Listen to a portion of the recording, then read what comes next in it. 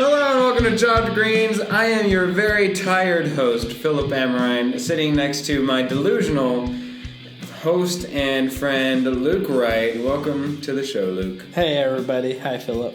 Hey. So, the reason why we're laughing is because, for one, Luke is going on, 3-4 days without hot water, and it is slowly seeping into your brain to those toxins, the combination of the Arizona heat and the anti-cleanliness factor. You don't realize how important hot water is in Phoenix until you don't have any, and you have to shower the last 3 days with cold water. All right, you ready? You lose one, you only get to keep two. Hot water, hot running water. So, your wallet or your phone. I can only keep two? You can only keep two. I'm losing the wallet. Yeah, isn't that crazy? Because everybody can now pay, essentially with their phone. I was going to say, all I, carry, $20 in my driver's license in my pocket, and then I'll use, Samsung Pay on my phone. And shoot, you can just drive illegally for a couple days. I mean... Yeah, it's not that big of a deal. I'm kidding. Any kids listening to this, go get your driver's license. All right. Now... on to bigger and better things. Luke, you lost. I lost too, but that's not the point. You lost more than I lost. I am first loser. You're second loser. Let's get a little reaction. We will have an official 3-man bet episode 3 of the version of the bet, and it will be the payoff, which we will then see what Gary Boucher decides to fit the crime of choosing the Raptors to go to the finals. Any final words as they bury you deep within the ground and the earthworms start to gnaw on you? I think I should get a 50-point bonus for not chalking it up like everybody else. Mm-hmm. Looking at you and Gary. I think I deserve some bonus points for going bravery. Out on a limb, yeah. There's a fine line between bravery and stupidity. Yeah, I think I was more on the stupidity side. Yes. But I think I said this either during the last podcast or maybe it was just between the three of us outside of a podcast. But for the most part, the only pick that two picks I truly regret making. Mm-hmm. And one that was not choosing the Jazz, because I really thought that they were going to win it, and I convinced myself they wouldn't, and they ended up doing it. And then 2 were the Raptors pick, and I only feel bad about that because I didn't realize how bad of a coach Casey was. Oh, you were in denial, sir. It was placing the blame. I would have fired him during the series. I would have been like, Dwayne, you're horrible at this. So DeRozan, you're coach now. Yeah, I'm lead this team. Nah, PJ Tucker definitely. Oh yes, he would have been a great player coach. But I feel good about picking Washington over Boston. I still feel good about picking the Rockets over the Spurs. It was just those 2 picks that I was like, Well, the only basketball that you really get credit for picking the final 2 teams just by themselves is the NCAA March Madness bracket. If you somehow last year picked Gonzaga to meet UNC and somehow that those 2 were going to meet, even if you don't pick the correct winner, you still get major props for picking those 2. It wasn't UNC. It was UNC, right? Yeah, it was. Oh, okay. I was looking back at my own. I was trying to remember if I picked UNC in my bracket. Because the face I got was a pure disgust. And No. You were right. I just was trying to remember my own bracket and how bad it was. Okay. I just wanted to make sure that because I took a second there to pause and think, and I was thinking hard. I knew it was Gonzaga, but it was UNC that I was doubtful on, which is weird because they're the champions, so I don't know why I was unsure about them. However, they're the only really playoff team that you get. Maybe baseball is kind of like that, where you get credit for picking at least the final 2. If you can say that you picked the final 2 in there, there's some bravado that comes along with that. I think football sometimes, depending upon the season. It does depend on the season, or maybe it's... At least NFC. Yeah, I was going to say, this season, picking the Patriots and really any other team, you got a choice of maybe 4 other teams to have a combination, so it's kind of jerry-rigged to where unless the Patriots somehow suffer a Tom Brady, well, even then. They still have a good shot. Yeah. So, anyways, besides the NCAA, you don't get style points, anyways, for picking the finals. I picked correctly the finals. I correctly picked a couple of matchups. I correctly picked a couple of games, but in the end, I did not pick the correct number of games in the finals, nor did I pick the correct team. I still maintain, though, how different would the whole series have been had the Cavs won Game 3. Beyond the obvious of it ending a game later, at the very least, I think the Cavs in my thought process, they would have made it to a Game 7. I don't know, just because I think if they won a Game 3, I don't think that it's a guarantee they win Game 4. I think winning... You think it was the desperation of losing Game 3 that they lost it? I think it was, we just got sucker punched after giving it our all in Game 3. We don't want to get swept. We have to win this game. I think if they had won Game 3, I wouldn't guarantee that it would end after 5, but I still probably would have bet after 5. I don't think that they had enough to win 2, 3, 4 in a row. So in the end, I think that it just kind of, they were going to win one game to avoid the sweep. It just ended up being Game 4 instead of Game 3. Moving into the specifics of Game 5, let's start there. In Game 5 specifically, I just want to hear it, Luke. I want to hear you tell me to my face somehow that LeBron is to blame for the Cavs losing. Just go ahead, you LeBron hater, tell me that he's washed up and he's the reason why the Cavs lost. Go ahead. He's not at all the reason why the Cavs lost. Maturity and grace is finally bestowed upon Luke Wright. He's seen the light. It is fluorescent and it is beautiful. Ask any fly. You would have to be an idiot to think LeBron James is the reason why they lost this series. I'm sure people of Skip Bayless's ilk would somehow... Like I said, you'd have to be an idiot. Oh, wow. Okay. However, let's go to it. What was the true reason? I think the true reason is a mixture of a couple different things. Okay. One, you had no one to play defense. Shumpert wasn't doing enough offensively for you to leave him out there, and he's not going to be able to shut down anybody defensively anymore. Kyle Korver's not giving you any defense. J.R. Smith's not going to give you consistent defense. Kevin Love was probably your best two-way player outside of LeBron James. Kyrie Irving's not going to really give you that much defense. Can I just go off on two players right now on the Cavs who every time I saw them get the ball, I wanted it directly out of their hands and back into the rest of the team. Why was Richard Jefferson shooting nonstop anytime he was on the three-point arc? He was wide open. You know why, Luke? You know why he was wide open? There's a reason why, because he missed every single time he was on the three-point line, and yet he kept, without a conscience, doing the J.R. Smith move of just shooting and shooting and shooting. But unlike J.R. Smith, he never made one. So why did he keep finding it upon himself to keep shooting when I've never mistaken Richard Jefferson for a three-point shooter of any time, any place, of any caliber? You need to calm down. We're in a library with tons of people around us studying. And Darren Williams. Darren friggin' Williams. Or just keep going. Why was he handling the ball so much whenever LeBron was out? I get it that they needed another point guard, but at that point, whenever Kyrie Irving was in there and LeBron James subbed out for the 2 minutes of the game that he was able to get some rest, and the whole team was minus 12 because he was out of the game, so hey, no offense at all. Let's just give it to Darren Williams. He'll turn it over every other point. He'll either dribble it off his shoe or pass and give it straight up to Draymond, whichever one you want to go to. And then, of course, anytime he took a shot, I remember the one shot Darren Williams made. It was beautiful. I said, no, whoa. And then after that, that was my last whoa. That was my last wha-boom, for those of you watching The Bachelorette. That was my last wha-boom. I don't understand why Darren Williams was in there. He needs to retire immediately, go back to the Jazz. Sleepy old Jazz can retire your jersey and make you a Hall of Famer. I don't care. Get off of Cleveland. Get out of LeBron James's way. And I hate myself for even thinking he was comparable to Chris Paul, 3 years ago as the best point guard in the league? I hate myself because of Darren Williams. So everyone knows, we're going to have to take a break when we get kicked out of the library because Philip is like screaming nonstop in this room.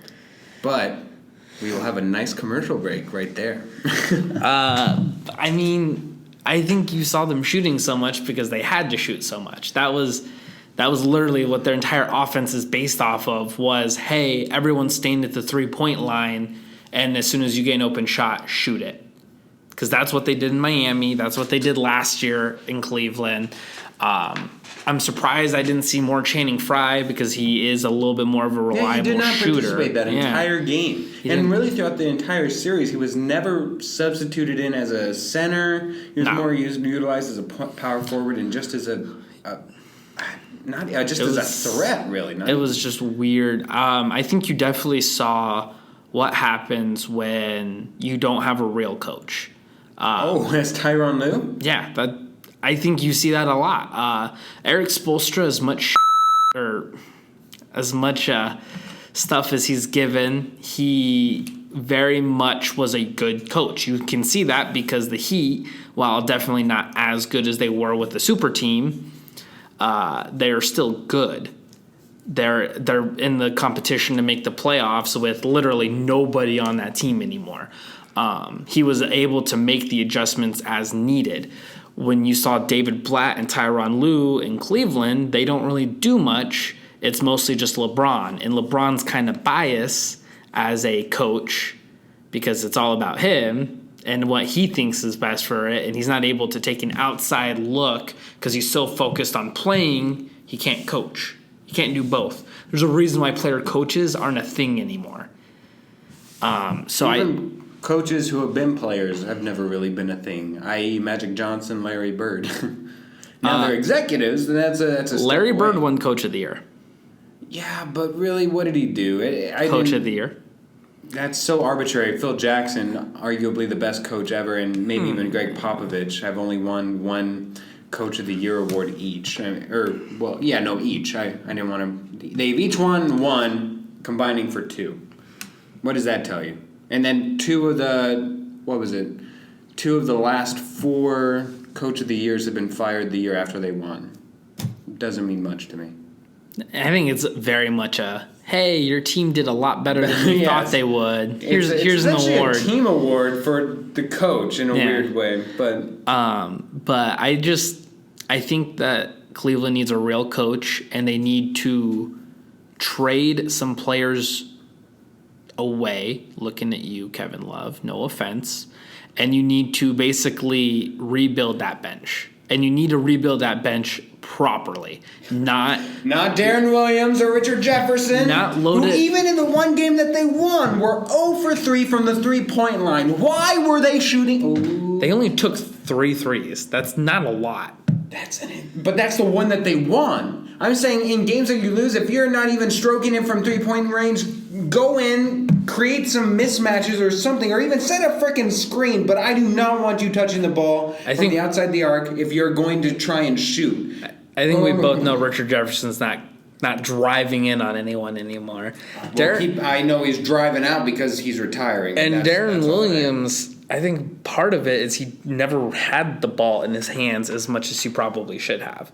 Darren Williams is a point guard for a reason. When he's out there on the court, either LeBron was still out there and he was the ball handler, or Kyrie was out there and he was the ball handler, or J.R. Smith was out there and he was the ball handler. Yeah, I don't know about that one, but yes. You can't say, hey, you're a point guard, and then not let him bring the ball up. That's his job. If you only give him limited touches in difficult situations, then yeah, he's going to turn the ball over. Especially because he's been riding that bench like all postseason, which again I think is a problem with the coaching. If I have Darren Williams on my bench, he's not buried in the bench only playing, 10 minutes a game? I'm having him lead the backup offense. Well, that's more postseason planning and coordinating, to where in the earlier rounds where it's a clear mismatch, let's say, I don't know, the Toronto Raptors, and you know you're going to sweep them, I would put in Darren Williams a little earlier rather than just get pure garbage time minutes. You have him in there to spell LeBron James instead of having him carry the entire load for all the minutes there. Have him a little more rested, or even just a little less fatigued, a little less sore for the finals. He didn't have a rhythm in the finals. No, don't get me wrong. In that too. I mean, really, to just get him in a playing field, a genuine. In the regular season, you only have them in for garbage time minutes, anyways. But if you have them in genuine game time playoff minutes, as long as they don't fully give up a lead. But see, to me, that's the problem. Is Tyronn Lue wasn't giving people a chance to get in a rhythm. Okay. Well, my question to you would be. Yes, we can nitpick with Tyronn Lue, whether it be substitutions, whether it be pace of game. I think was a lot of people got on him for miscalculating what style to play best against the Warriors. We're only going to play our style. Yes. Well, that I thought was a bit of posterizing and just really blabbing just to stare the competition off the scent. I don't think that was real. But let's just take the premise and agree with that. At the end of the day, it's not. To me, it was such a talent deficiency that really anything Tyronn Lue, LeBron James, Kyrie Irving, anything that those three, because they were probably the most responsible for winning or losing in this finals, more so than anybody else, at least on the Cleveland Cavaliers side. I don't know that his decisions made as much of an impact as a lot of just the pure simple fact that you have 4 superstars to, let's be nice and say 2.5. I was even willing to go up to just a 3. Collective talent was enough, I'd say 3. And LeBron James is probably 1.5 by himself. But, okay, so now that we've got that, we can go one of two ways, Luke, and I'll let you choose. Do you want to go down the Golden State Warriors aftermath path, or do you want to go down the Cleveland path?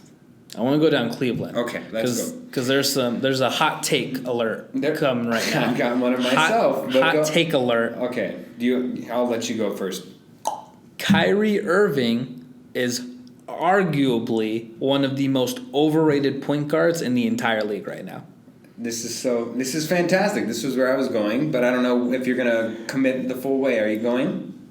What does he do for you besides being able to hit some tough shots sometimes? A crafty finisher. Yeah, Pure absolutely. Artistry on finishing on the board, and just the way that he finishes a layup is just amazing. Pure finesse, and it's clinical. You can teach kids on just watching Kyrie videos. Amazing handles. Yes. Good shooting. Those are his 3 assets. Correct. He's not going to give you defense. Doesn't have the length. He's not going to really run the offense unless it's him carrying the offense. Didn't even do that much when LeBron wasn't there. Yeah. And he's not a playmaker as a point guard. And I think he, for his career, averages somewhere between 5 and 6 assists. He has to have the ball in order to create his own shot, and even then it's a 50-50 proposition in my mind. Yeah, and not just that, but he can't make his other teammates better. No. He's not somebody who's going to be able to ever average 20 and 8 even. And he's injury prone. Yeah, he is injury prone. Or he has proven to be these past, 2 years. He gets a lot of lingering injuries that hold him back. Even in the finals, we saw him kind of holding that hamstring-knee combination, and it was really prevalent in Game 5. And these are all complaints I think you can say about a lot of players. However, Kyrie Irving is in, his 6th year now, I think? I think he's about to enter into his 7th year. He has played with LeBron James. He has been on his own for a couple years. And I have not seen him improve. I think that if you look at him and his stats and whatnot throughout his career, he doesn't add anything to his game. He's content with being a scorer who can dribble. And that's it. Yeah, he's just a fact aside, he's 25 years old.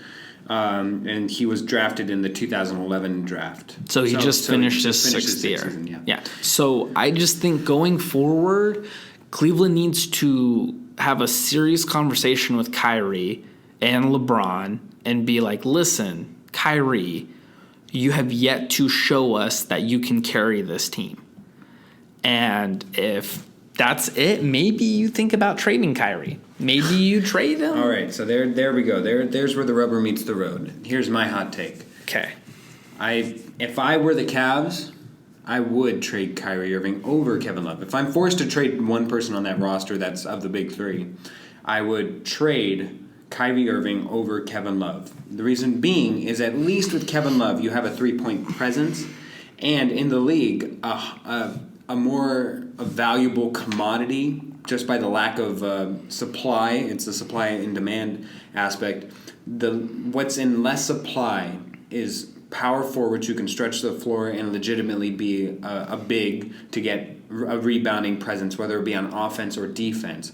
Kevin Love doesn't always hit those points that matter, and he doesn't always get you on offense. But lately in these, at least in the finals, I always found him to get the rebounds that mattered. I saw him go for the boards, even when Tristan Thompson wouldn't, who's solely paid for his rebounding presence. Kevin Love stepped up and got a lot of those big rebounds that at least elevated them to one win.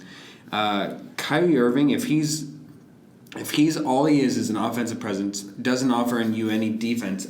Honestly, I don't even know if he's in my top 5 point guards, only because I don't think he gives you the physicality, freakishness of Russell Westbrook. He doesn't offer the length and defense of John Wall. He doesn't offer you that crafty offensive presence or crafty offensive-minded distribution of Chris Paul. He doesn't give you a defensive presence and mindset for the entire team as Mike Conley. I could just keep going on and on to where he's a solo act. He's a scorer. A scorer, and while that's and again, it's whenever you need points, that's a great asset to have. But for how much you're paying him and for how much he means to the organization as far as percentage-wise, when he's taking up a third of the cap and what you're able to do, essentially when all he does is something along the lines of a J.J. Redick, you can find other scorers. I mean, just off the top of my head, I'm thinking of Buddy Hield. I mean, if you want a cheaper asset. Or Nick Young. I mean, there's a lot of scoring options in the league. Maybe not, of course, not to the finishing degree as Kyrie Irving. He's right at the cream of the crop in that single aspect of his game. But outside of that, overhyped, underdelivered in my mind. And he's not a member of their big three, but I want to call him out. And in part call out LeBron too, because I think he is partly responsible. Tristan Thompson. Yeah. This was a man who, like you said, his job was to show up, provide high energy, and rebound. He got out-rebounded by Steph Curry. Yeah. And Steph Curry, for the entire finals, averaged, 29, 9, and 9? I think so. Something along those lines. And a lot of those 9 rebounds were over Tristan Thompson. Yeah. It was pathetic to watch him in the finals.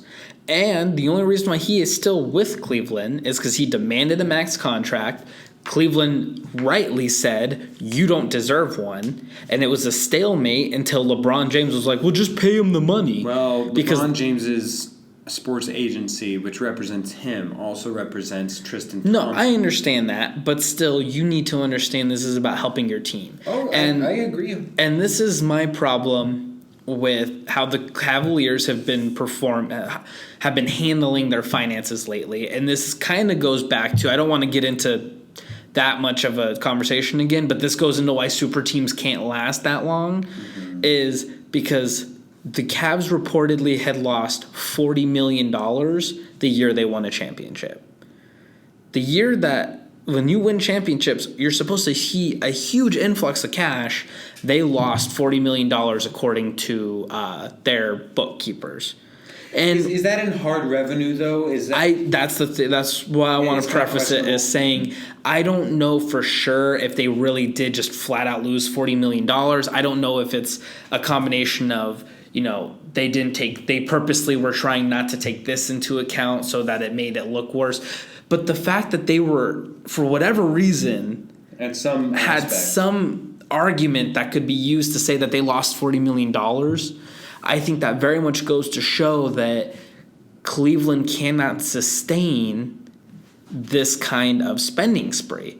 It was just irresponsible. And now they're stuck with a bad Tristan Thompson contract, I won't say bad Kyrie Irving contract, but a giant Kyrie Irving contract. LeBron's going to get paid a ton of money. Kevin Love, I don't know what's going on with his contract, but I am imagining it is not small. No, he got the max at the time for the maximum amount of years. It's workaroundable, where Kyrie Irving, I believe, has... I think it's averaging around $22 million. I'm sorry if I mess any of these numbers up, but roughly, if I remember correctly, Kyrie makes around $22 million per year, and Kevin Love makes around 20. Okay, that sounds about right. But see, that's what I'm saying is Cleveland has spent so much money, and they just got absolutely embarrassed in the NBA Finals. And that's something I think that the league needs to work with teams on, is not spending all this money to create super teams, and then in the end all they do is hold the talent and they still look awful in the playoffs. I think that it's curious to see how Golden State will react, because they're about to have to start paying a ton of people, and whether or not they'll be able to afford them all. But, I mean, Cleveland's got to look itself in the mirror and be like, listen, this is not going to work. Who can we get rid of, and who can we add on to at least make it somewhat competitive? And so I think it's really important that they look at Tristan Thompson and be like, hey, you're not worth this much money in the slightest. Bye. So let me ask you, which is the worst offseason signing for the Cavs, and is kind of the reason why they... Well, there's a lot of reasons why they lost, but let's just for the... Which was the worst bang for your buck in the finals alone? J.R. Smith at a what is it? He signed a 4-year, $57 million contract with the Cleveland Cavaliers. Way too much. This year, making in base salary $13,760,000. Or Tristan Thompson, who signed a 5-year, $82 million contract. This year, making a base salary of $16,400,000. Tristan Thompson, by far, is the worst deal there. Because J.R. Smith, even though he is still just a shooter and he's not really going to give you anything else, at least he can come in and drop 30 a game, and he kind of brings an attitude that is a little infectious when it comes to heat checking for his team. Definition of a spark plug, I felt. Absolutely. Tristan Thompson, especially, I mean, granted, J.R. Smith didn't perform very well in the finals either, but Tristan Thompson got a max deal and in the end didn't, if anything, hurt the Cavs more than helped them, because he was never going to help them on the offense, and then he didn't help them on defense or rebounding either. He was so bad that they could not even entertain the notion of going big, because he is such a liability against Zaza Pachulia.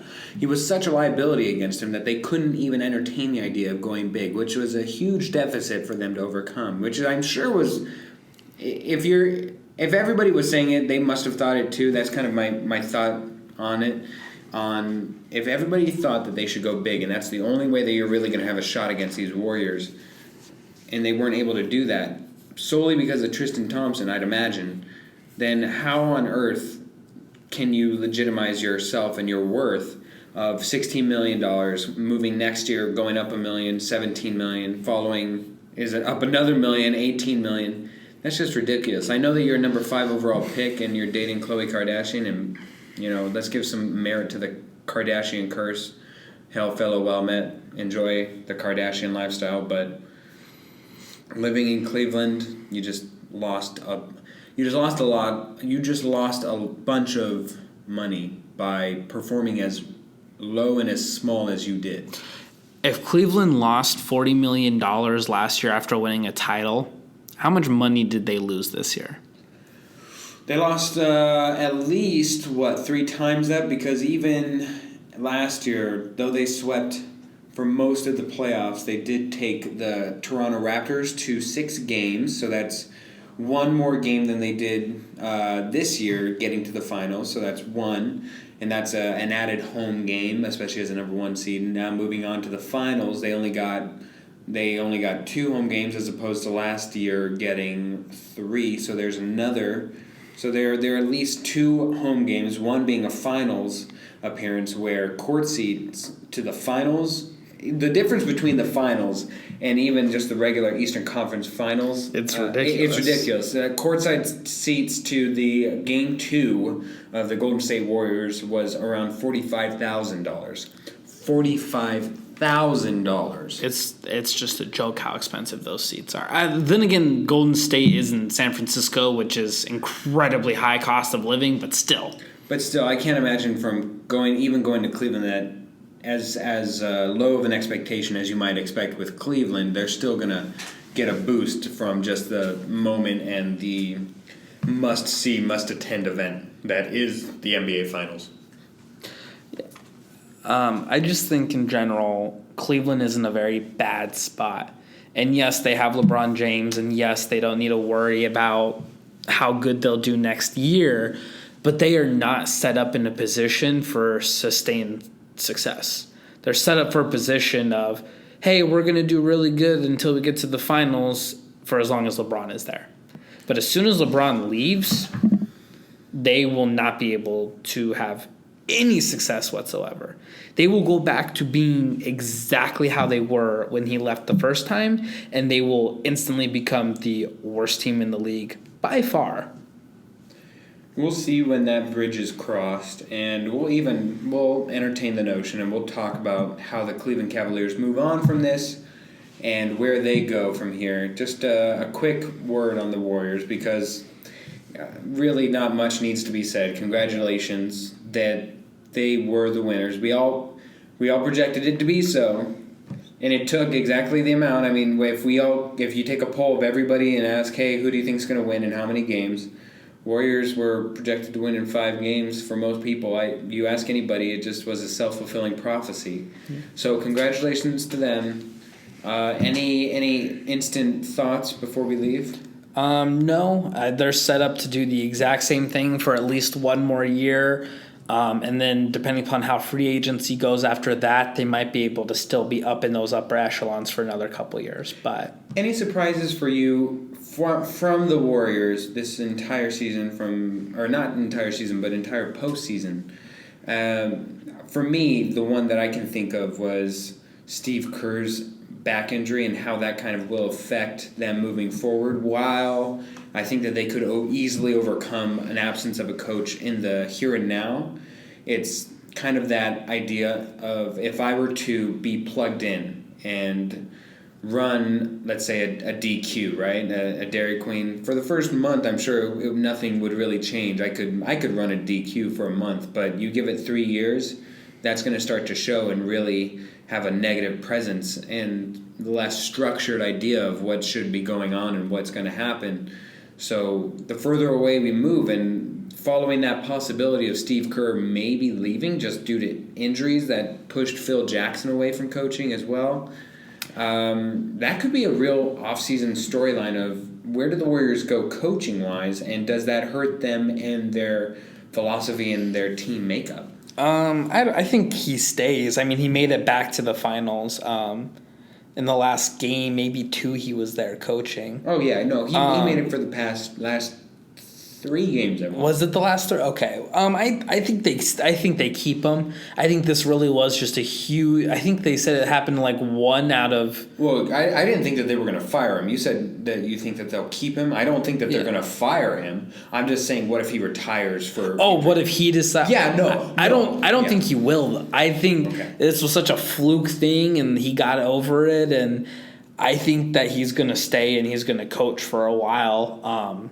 You know, the nice thing about being coach of the Warriors, though, right now is that you have no need to even worry about the draft at all. If you're the Boston Celtics, you have to worry about it. If you're even the Clippers, if you're obviously the Nets, you have nothing but time to worry about it. But the Nets, I don't think have any picks this year. Are you sure? I thought that they traded away some assets for a pick. We'll see. Anyways, the point is, they all have to worry about these minute things. The Warriors are set. Yeah, they're just sitting back and relaxing. I don't even know if they have their they're now the 30th pick in the draft. I think they have it, but I mean, anybody they draft is just going to sit on that bench the entire time if he even makes the team. They might even just trade that pick for future picks. It would probably be best to do like some sort of European draft and stash sort of guy. You know, someone who you can draft and who's probably going to be really good, but he's going to sit in Europe for a couple years before he can come over. That would be my suggestion. Yeah. Or trading it away for future picks or something. Yeah, that's probably the route to go. You hopefully trade with somebody like the Lakers or just whoever, just somebody that would need that first-round pick to help fill out a team, what have you. So, congratulations to the Warriors. A job well done, a foreseen conclusion, and a thrilling end to what has been a non-thrilling postseason run. Arguably the worst postseason in my entire life. But yet everybody watched it. Everyone watched the finals. Mm-hmm. Nobody watched the Bucks and Raps, I'm sorry to say. I think I only watched like one of those games. I watched one half. Thonmaker was in. I said, "Go Thon," and then they lost, and so I was out. Yeah, and I mean, to be honest, and we'll get more into this in Give Me 5, a little foreshadowing for you. But I think the NBA is really going to have to rethink how they do some things going forward. Well, all right.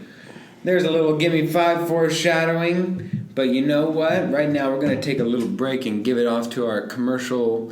Red Ribbon Realty Group at HomeSmart is a full-service real estate team of Phoenix natives with over 15 years of experience in the industry. When you work with them, you have 2 full-time realtors representing your best interests throughout your entire transaction, whether you are selling, buying, or renting. They also believe in supporting their community. Use code word chopped greens and Red Ribbon Realty Group will donate 15% of their net commission from your transaction to the nonprofit charity of your choice. Visit their website at www.redribbongroup.com and find them on Facebook. You can also email them at info@redribbongroup.com or call them at 602-888-6638. Red Ribbon Realty Group. Trust. Commitment. Home.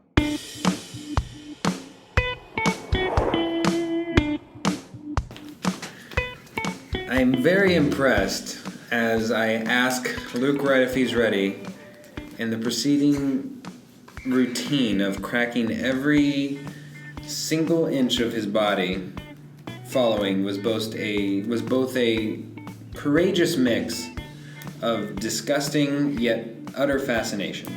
Congrats to you, Luke Wright. Thank you very much.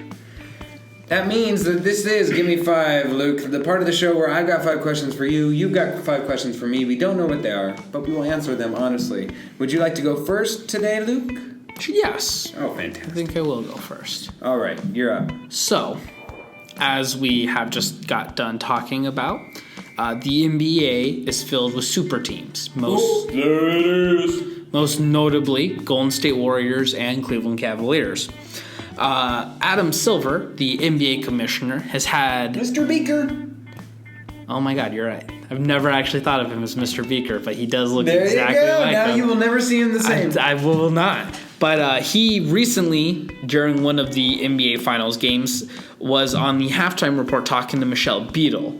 And obviously, Michelle Beadle, being very good at her job, didn't let him off easy and asked him flat out, how do you fix this lack of parity? And Adam Silver very awkwardly and very poorly answered the question, floundering around for an answer, essentially said, well, every other team needs to get better. That was his solution, was everyone just get good. And he kind of doubled down on his comments recently. I think it was today or yesterday. He further went on to say, I think a lot of teams are going to have to start getting better, and I think a lot of teams are going to have to go out and try to mimic what the Warriors and Cavaliers are doing.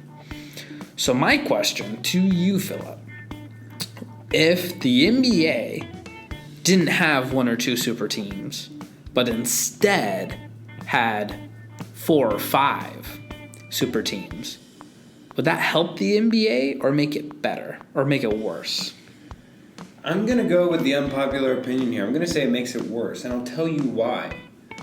The simple reason why it would hurt it And the advantage that you get with super teams, the advantage that you get with Alabama, the advantage that you get with Duke, the advantage that you get with the Patriots, you get name recognition, you get brand recognition.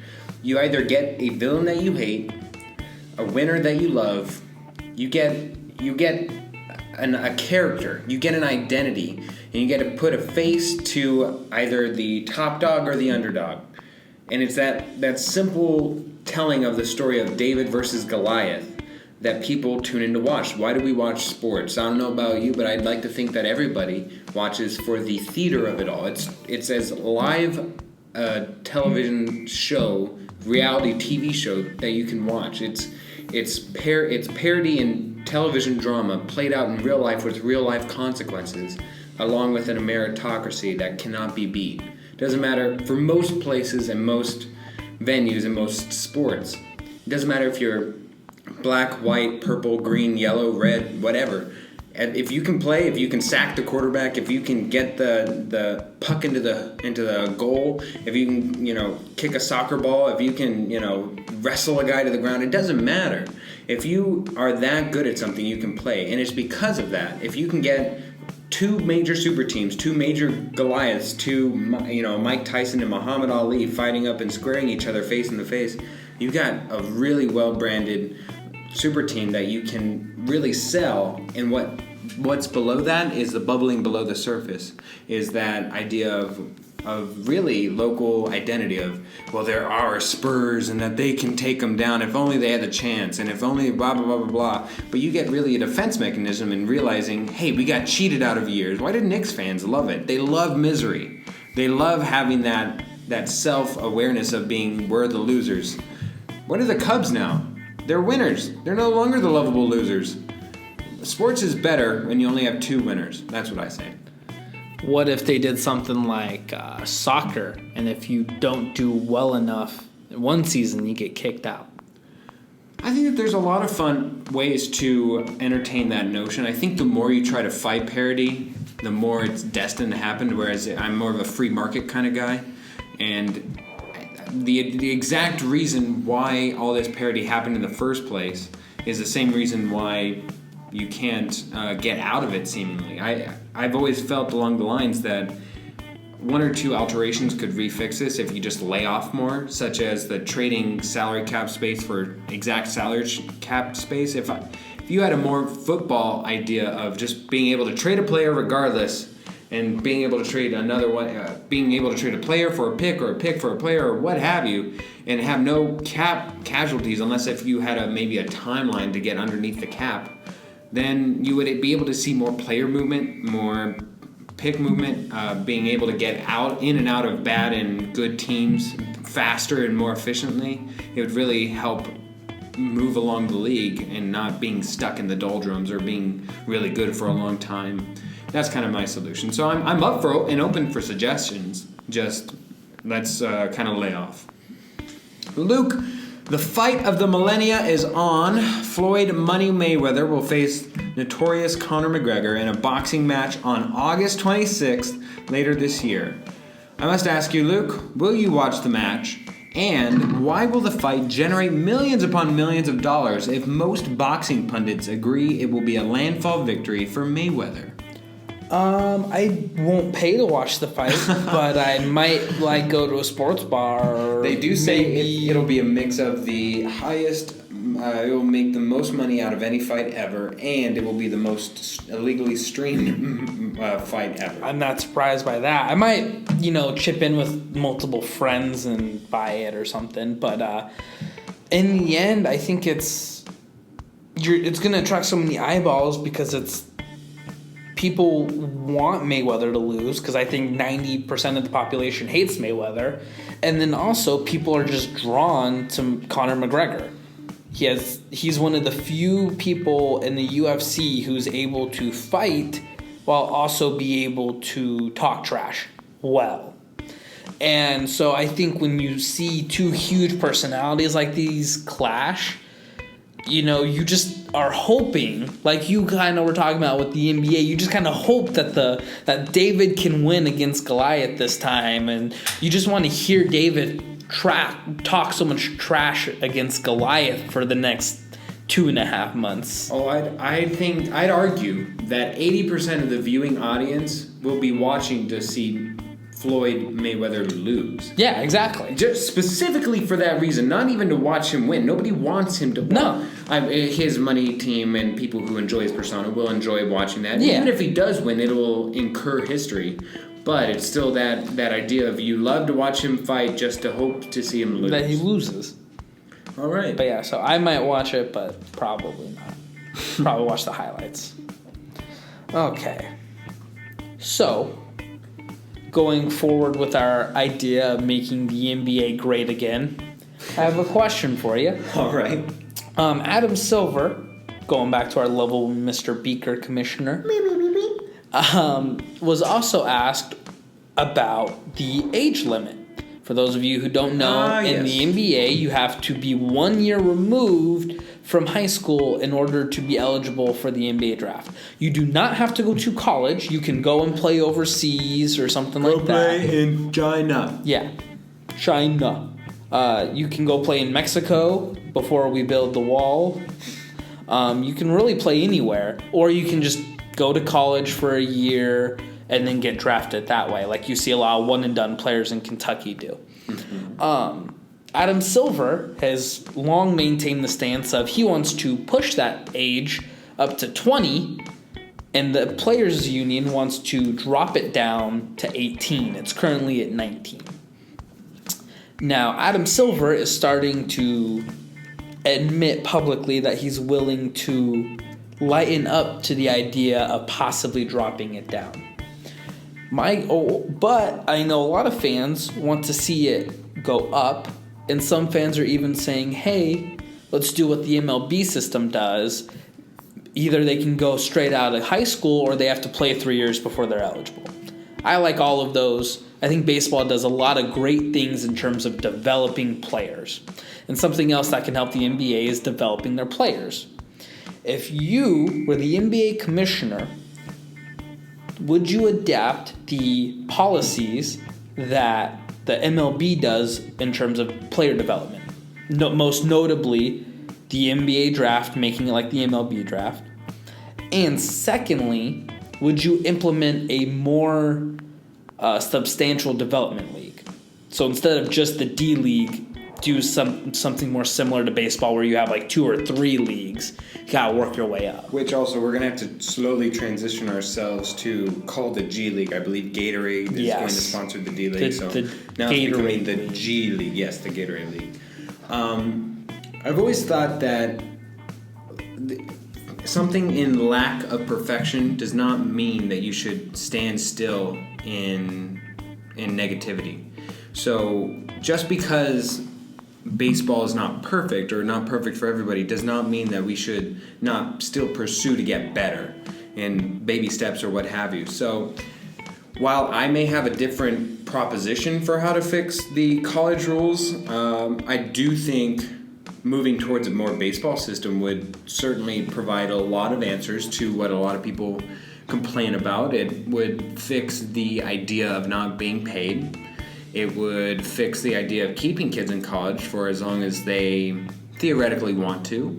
And it also helps truly develop talent so that way nobody becomes an Anthony Bennett, where ideally that talent is not truly developed and is forced upon the league and it just withered and crushed before the pressures. Not everybody's made to just be a LeBron James and start right off the bat kicking and screaming and being a fantastic player from day one. Tracy McGrady, came out of high school, and even he admitted it'd probably be better for kids to stay in college. Yeah. I think even Kevin Garnett has said something along those lines. Probably.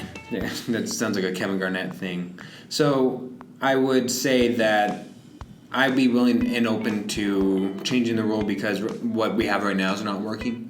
For me, I would propose something along the lines, and my 2 cents is making it a 2-year rule and then giving kids the option right out of high school to declare for the NBA draft, or maybe even giving it to a third party and just saying, hey, if they find you to be eligible and you truly are going to be drafted even within the first round of the NBA, and realistically, then we'll let you declare for the draft. Otherwise, go to college and stay there for 2 years.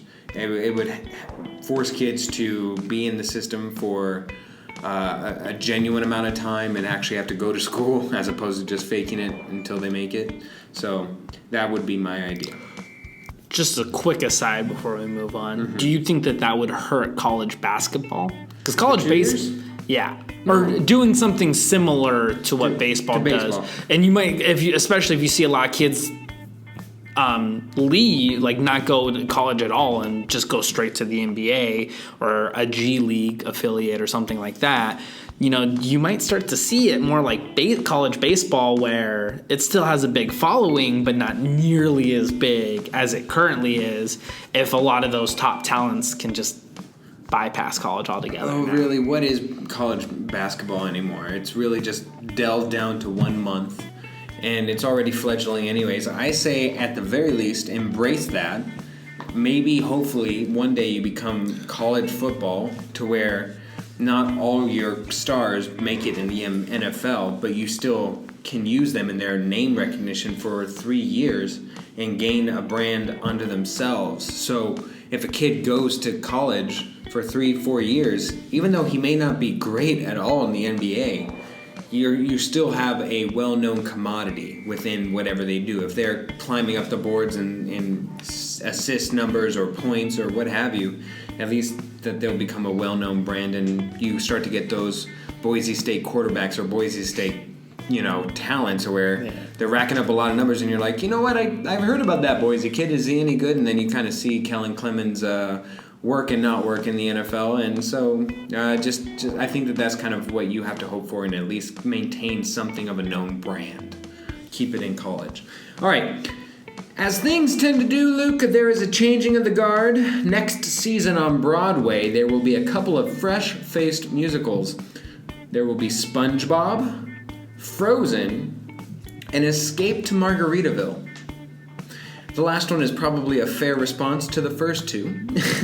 Luke, I know you are a lover of the stage, and even more so a true savant for musicals.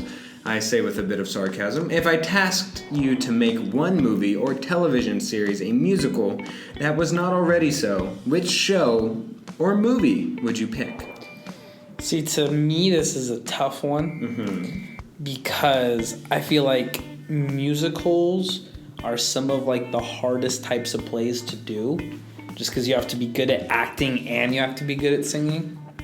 And obvious statement of the year. Thank you. Thank you. You could do a musical. Hot take! It's hard to sing and act. Just say it.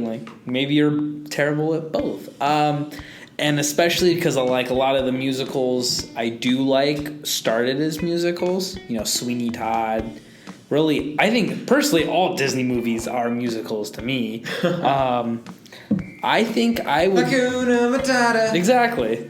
80% of all Disney's movies are known for songs. Even The Jungle Book. I forget that that's a musical until you listen to the... Look for the bare necessities. That's how just Disney movies are. I think I'd go... Oh, you got me in the mood now. The bare necessities of my... Notice how he doesn't know the song, he just knows that one line. The bare necessities of life. Whenever I move. Can we move on? I couldn't be found. Of my bag. I don't know. We're good. Yeah. I would say I want to do a drama. Woo! I need a cough button. Yeah, that's karma. That's karma right there. I think I'd go Saving Private Ryan. Wow. Make that into a musical. Wow. Such a bold choice. Yeah, good luck with that. It's a challenge. It's not even a gimme. It's a challenge. Yeah. Go ahead and... D-Day. That would be such an interesting... Find a musical for Vin Diesel dying with a bloody letter in his hand trying to give to his comrades. Oh, that's easy. That's dramatic. It's more the D-Day. How do you make that into a number of... Do it. Find a way. Find a way. Challenge accepted, Broadway. You're on. All right, your turn, Luke. Okay, so there was a UCF kicker. Just a kicker. Comes from a impoverished family. We're talking football? Yes, we're talking football. That's why I said kicker. Well, kicker could be soccer. Could be hockey in the right situation. I don't think that any position in soccer or hockey is called a kicker. But anyways, great kicker. Getting back on track here. Yes. He talked about how his family sometimes has trouble paying bills, and so he started a YouTube channel to help pay it. He has over like 55,000 subscribers, and it's very popular, and he makes a decent amount of cash from it. And it goes towards his family to help them. The NCAA and all of their glory, stupidity decided to threaten him and said that he had to remove his channel, his YouTube channel, something he had before college, something that has nothing to do with college, just something he does on the side to help his family, and said, you have to get rid of that or you won't be able to play football. And I think that the NCAA, just in general, does this all the time. They're huge hypocrites about it. They're incompetent boobs. Yes, and I think everybody understands that even if you don't think that college players should get paid and you think that their education is enough of a payment, you're wrong, first of all. Because you don't understand the full facts of what college players do and don't get with that scholarship. But even if you do think that, I think we can all agree that the NCAA, a multi-billion-dollar industry who only makes money from college kids playing, it doesn't actually help them that much. I think we can all agree that they make a lot of problems, make a lot of mistakes. So my question to you is, in the wake of them trying to screw over some poor little family from Florida. It is Florida, but continue. That's fair. Do you think the NCAA should just be completely demolished, destroyed, dismantled? Everyone should be fired. Let the conferences police themselves and do some sort of other group thing? Or do you think they just need to have a sit down with a committee of college players and former players and lawyers and whatnot, and really redo a lot of these rules? A lot of these old, outdated rules that all they do is frustrate fans, players, and everybody, and just say, hey, you guys need to pull it out, your head out of your... yeah. All right. Well, let's just say that this is a bigger question, probably a gimme five section, but in short, I don't know how anybody could argue that schools such as Notre Dame and I don't know others like it. I think which one's the? Are you talking about independent schools? Yeah, independent schools that have elements and are separate in themselves. I think if Alabama, if Notre Dame, if USC, some of these big-time schools just say, you know what, we're done with the NCAA, we're making our own section of college sports, who's joining us? And somehow they form a sect of college sports, really, then it's definitely possible that the NCAA will have to pull their head out of their rear ends, I believe is the appropriate way to state what you so eloquently misquoted earlier. But the one and only problem I have that I run into, and it's a constant struggle for me with how they react to everything, and you constantly see negative story after story of the NCAA, is that they do serve a good purpose in that a lot of what's happened with female and women's sports within college, specifically college, has come as a result of the NCAA enforcing gender equality rules, such as the same money that's appropriated for the men's baseball team must be allocated to the women's softball team. But see, that's not an NCAA thing. That's a legal Title IX thing. Right. The NCAA doesn't have anything to do with that. They can try to police it, but in the end, schools are supposed to be policing that themselves, and they could face huge lawsuits if they don't. So, I don't think you can necessarily give the benefits of Title IX to the NCAA.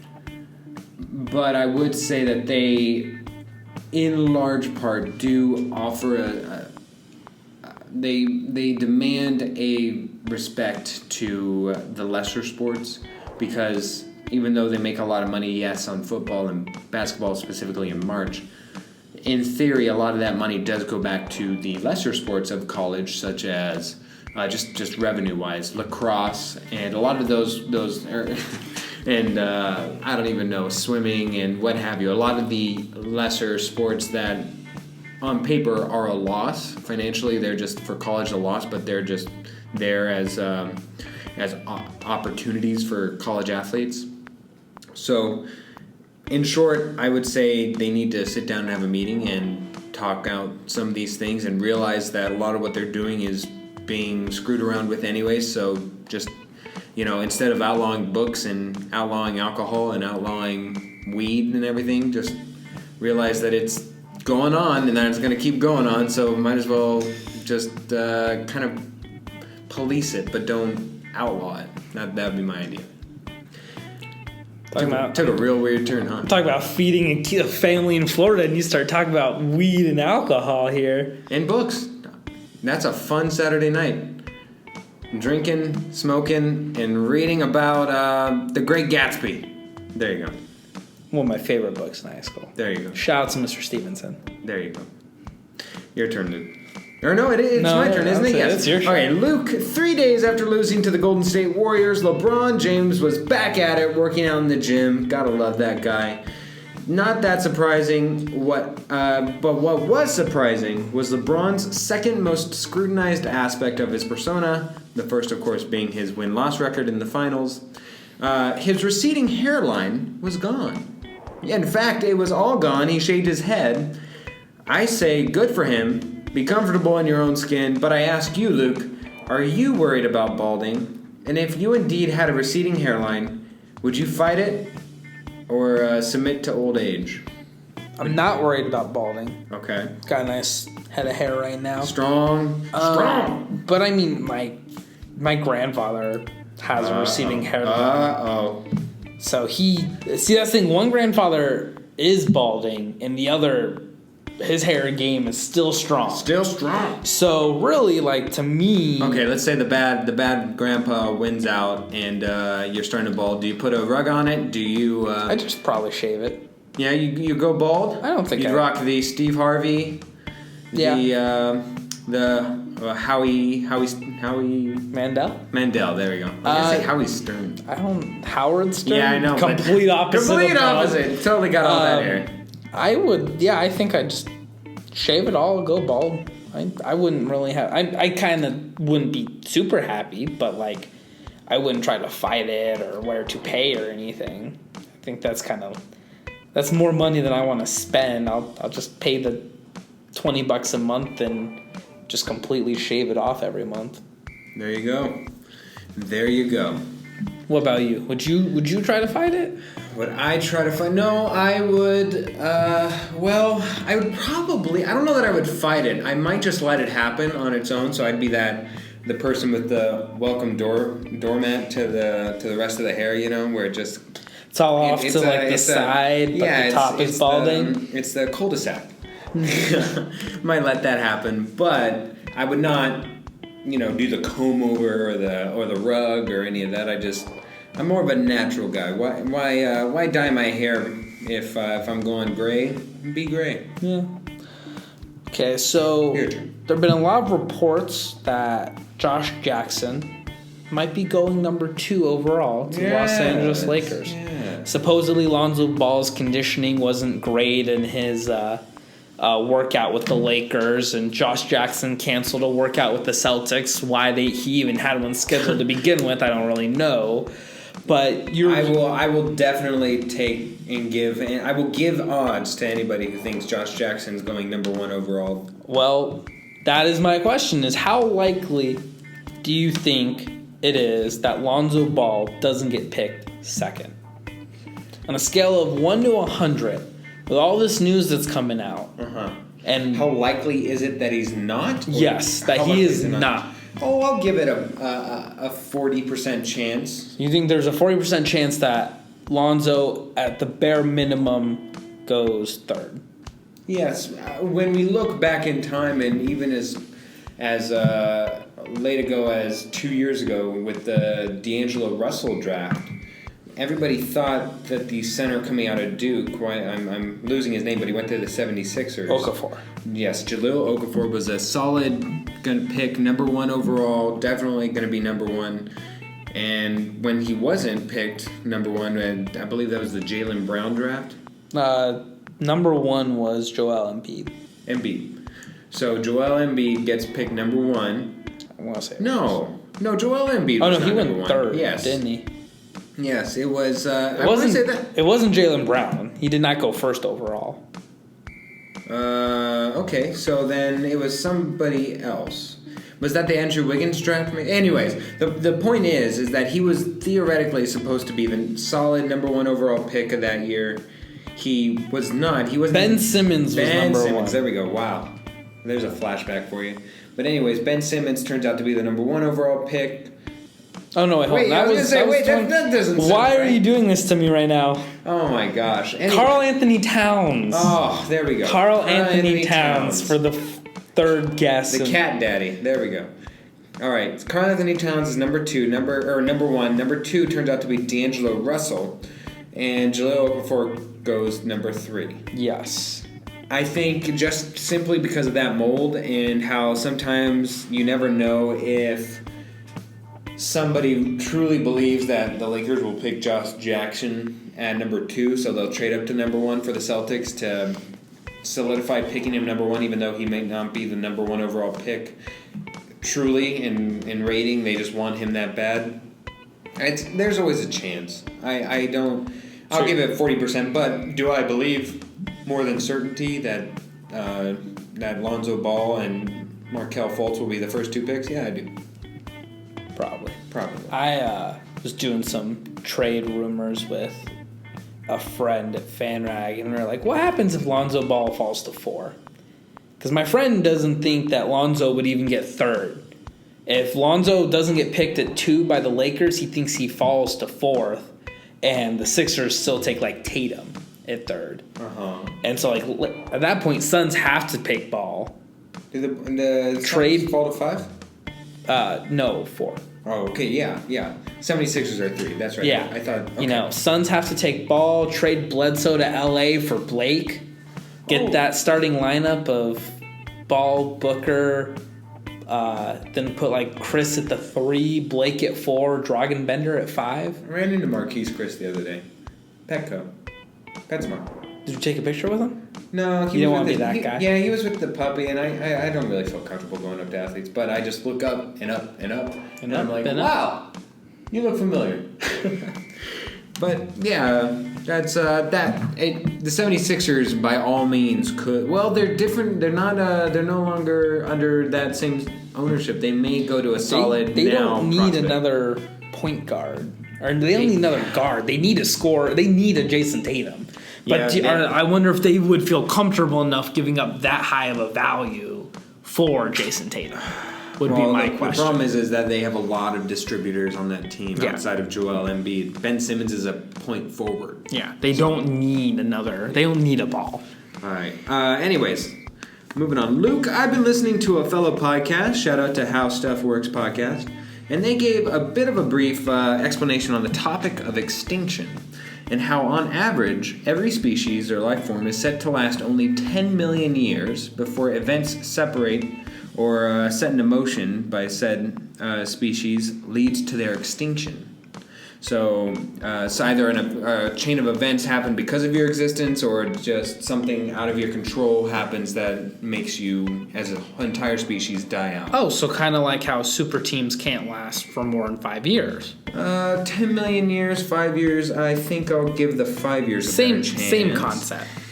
With that inevitability and impending doom facing the human species, I ask you, Would you rather be a person who leaves behind a legacy to be remembered for all time, or all human time, rather? So the guy who invented peanut butter, a founding father, the man who invented the cure for the common cold, etc., and die poor, or die rich and happy, but quickly forgotten after death. So you're probably like a millionaire, but you're not like a billionaire to where you're Bill Gates or, Steve Jobs or any of those memorable But I could still like give my kids the money and everything. Sure, why not? I'd rather die a millionaire. All right. I don't care if anyone remembers me 10 years from now, after I die. I mean, as long as if I can provide for my family and we can all live comfortably and I can leave them some money after I die, I'll take that 10 times out of 10. You wouldn't want to be associated as the man who cured the common cold? I hope people get the common cold. Oh, wow. Builds character. Phil. In my day, we sneezed until we blew those tissues every which way. I don't think you knew where you were going with that. Huh? But yeah, I don't say legacy schmegacy. Yeah, I don't need to be remembered. I'll be Luke Walton. My kids will remember me. Get a bunch of money and become a coach later in the afterlife. All right, go ahead. So, there's been a lot of talk about baseball lately in the last couple of years, about how it's dying and how it's no fun and millennials don't have the attention span for it and this and that and the other thing. And one of the key facts that a lot of people bring up is in baseball, one of the reasons why it doesn't market as well is because there's not a lot of true ambassadors of the game in America like there are of other sports, most notably like a Tom Brady or a LeBron James or something like that.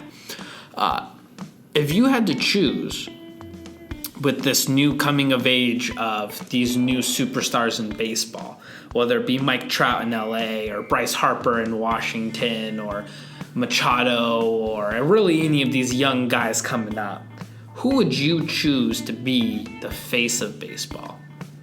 Well, it's an interesting question when the culture of baseball directly prohibits anybody from standing out. It's most players, whenever they're in football or soccer or whatever these quote-unquote flashy leagues are taught to kind of play it PR-wise and just say a lot while saying nothing at all. So take the New England Patriots, for example. They will just, we're on to Cincinnati. That's about as controversial as they get. And even then, it's, we're on to Cincinnati. We're on to Cincinnati. Whatever.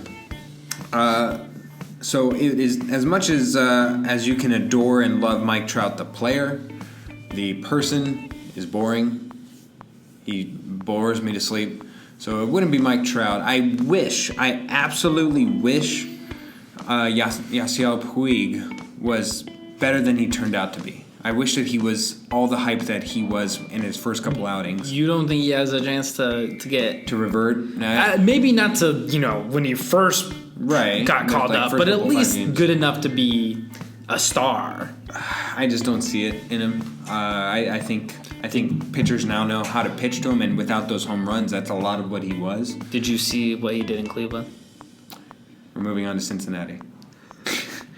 So with my options being limited, because it has to be somebody who hits the long ball because chicks dig it, I'm going to go with Bryce Harper. No matter what it is, even when he's making bad decisions, he makes news. When he gets into a fight on was it Mother's Day or Memorial Day? It might have been Memorial Day, right? Definitely wasn't Mother's Day. Okay, so then it was Memorial Day. He gets into a fight, charges the mound, gotta love it. And plus, somebody who loves his hair that much in a batting helmet, I gotta respect that.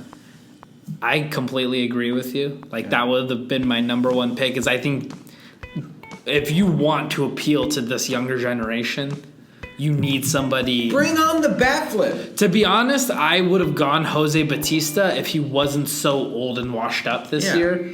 If he was like a Bryce Harper's age and he's still got plenty in the tank left, I think I might have chosen him just for the bat flipping thing. But yeah, flip the bat. It's a game. Have fun. Stop pretending like people care if you flip a bat. Pitchers celebrate for literally everything. Fist pump. They celebrate for strikeouts, for pop-outs, for flyouts, for ground-outs. They celebrate when they don't even do anything. So, and they take their sweet time. Charge the mound more, I say. Here. So, yeah, I think I'd go Bryce Harper just for the sake of make baseball fun again. Yes. All right, Luke, today, June 15th, is Ice Cube's 48th birthday. Happy birthday, Cube. Let's go, Cube. In honor of the Iceman, I want to ask you, what would your rapper name be? And give me your top 3 favorite rappers of all time.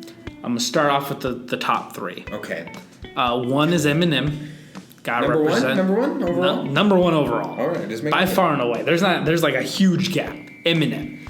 I just think, 1, he's white, like me. I relate to him. But also just, I think he's one of the few rappers who can do a lot of different styles very well. And he's someone who can tell a story as he raps, and that's something I personally One love. of the few comedic rappers you've ever heard. He can, some of his best songs are very emotional and real, but he has a lot of songs that are just funny and playful. And he's one of the few rappers I think who can do both very well. Very smart too. Just you can read it off the poetry of his words. So, anyways, 2 and 3 are very close to me. They're probably interchangeable right now, but I'd go Big Sean and J. Cole. Just because, like I said, like I love Big Sean. I love Dark Paradise. I'm trying to remember what the name of the album is. Clearly, I love it so much. But I loved it a ton. And then J. Cole, he's a very good storyteller when he raps, and I love that so much about him. When you go double platinum, no features, it's a pretty big deal. So I would say he's probably right there. That would be Dark Sky Paradise. Thank you, Dark Sky Paradise. Love it. So, I mean, you're going to get a lot of flack for no Biggie, no Pac, no Dr. Dre, no... Kanye qualify as a rapper? I think he qualifies as a rapper. I think see him as like an artist. He's good. And I mean, again... Jay Smith? Part of it's I just don't listen to Pac and Biggie a lot. I got into the rap game relatively recently, so I don't listen to a lot of the... So you're into more recent rappers. I don't listen to a lot of the older... there are a few, Dre songs I like. There's, some 50 Cent I like. There's some Jay-Z I like. Go, shawty. It's your birthday. We gon' party like it's your birthday. So, but those are my top 3 right now. And then also just, I feel like any list of song, album, artist... I feel like it changes a lot for people based off of just how they're feeling. This is your favorite. I mean, this isn't the best of all time. I'm not trying to... Everybody has their own favorite. Eminem, I think, could make a case for top 3 all time. He could definitely be up there. He definitely changed the genre. But those are my top 3 favorite for me. If I got to go with a rap name, and I've thought about this on and off for many years, because, if you got the flow, you got the flow. Of course. I don't know. I hope it's not as closely associated with your stripper name.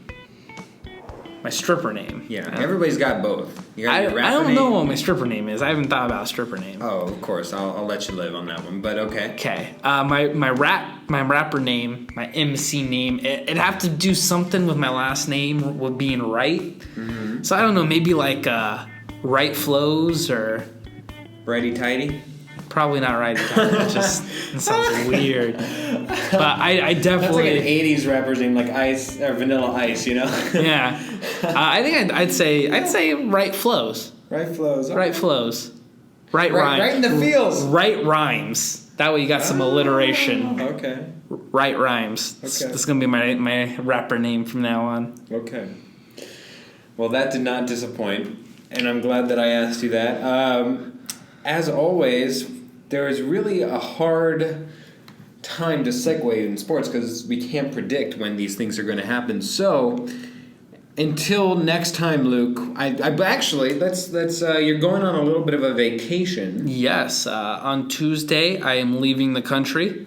And you're leaving the 120-degree weather. I absolutely am. Oh, and unbelievable. I will be in London for a week, so I probably won't be able to make our podcast next How week. sad are you going to be that you're missing Cars 3? Not in literally any way, shape, or form. Because I think it's Gary's turn to pick for the movie podcast. That I think it's his turn to choose a movie. And he's picking Cars 3? He seemed pretty excited about it, and I can't blame him. I saw the first one, and I'm glad this was not in production during the times of planes, because I might have shot myself in the eye. Just pick an eye, and I would have shot myself in that eye. I would have shot myself in both eyes. Yeah, well, yeah, that's fair. So I think I'm not going to remind him that it's his week. I'll just say, wait, what movie do you want to watch? Hoping that he somehow misses the obvious one of Cars 3. So I'm going to text him. You would. Hey, Gary, remember to see Cars 3 with Philip. And also, he has to watch it with his sisters. Oh, that's so, like, true. he's So if he's gonna force himself to have to watch it. Now he's gonna drag my sorry butt unless to it. He wants to be nice and not watch it twice, because he might not want to watch it for a podcast with his sisters. That's true. He'd be distracted. Yeah. So. And I do know that he was a little disappointed in me for having picked The Mummy. So I think vengeance is in his mind, and vindication is in his heart as he triumphs over our Chopped Greens first annual semi-decade Chopped Greens Bracket Challenge. Calling it right now. It's way too long of a title. Well, we'll shorten it in the coming years. You're going to have to shorten that. maybe we can just label it like the Super Bowl, like Chopped Greens I, Chopped Greens Double I. I think that sounds awful. No, the first one was awful, but Double I is going to be great because I'll win that one. No. Okay. From everybody here at Chopped Greens, it has been a pleasure. It has been Luke Wright. And I am Philip Amerine. Thank you so much for listening.